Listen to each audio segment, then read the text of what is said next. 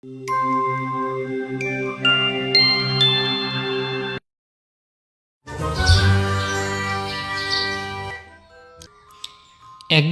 এক চালাক শিয়াল তার খাবারের খোঁজে বনে ঘুরে বেড়াচ্ছিল।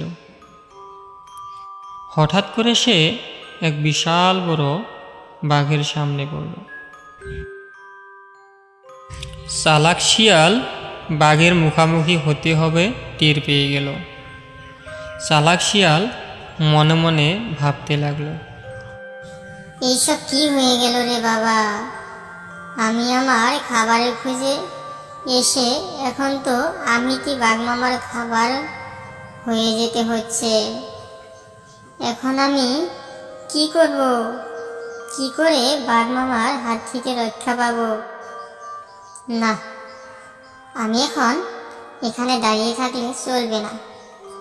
যেই করেই হোক আমাকে বাঘ মামার হাত থেকে রক্ষা করতেই হবে। আজকে যদি আমি বেঁচে ফিরতে না পারি তাহলে সবাই আমাকে শিয়াল না বরঞ্চ গাধা বলে ডাকতে শুরু করবে। এই তো পেয়েছি, একটা বুদ্ধি পেয়েছি। এবার তোমরা দেখো বাঘ মামাকে আমি কিভাবে বোকা বানাই আর নিজেকে বাঘ মামার হাত থেকে কিভাবে রক্ষা করি।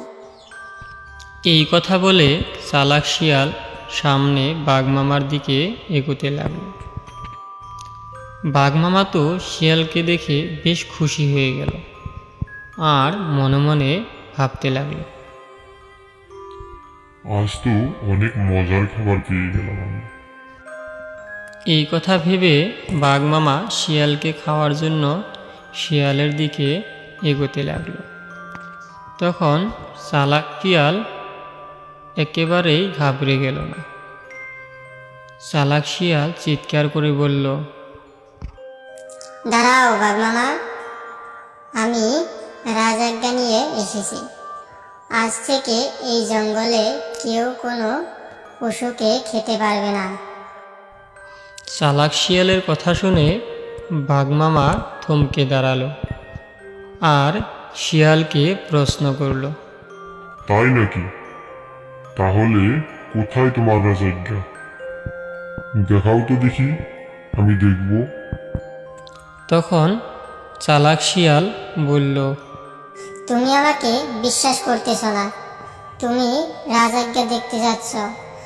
আমার কথা বিশ্বাস না হলে তুমি আমাদের মহারাজকে জিজ্ঞেস করতে পারো।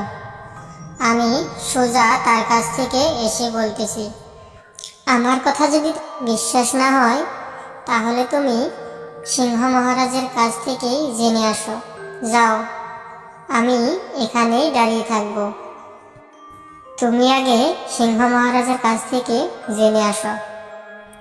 বাঘ মামার শিয়ালের কথায় কিছুটা সন্দেহ থাকলেও চালাক শিয়ালের আত্মবিশ্বাস দেখে বাঘ মামা ভাবল, হয়তো শিয়াল সত্যি কথাই বলেছে।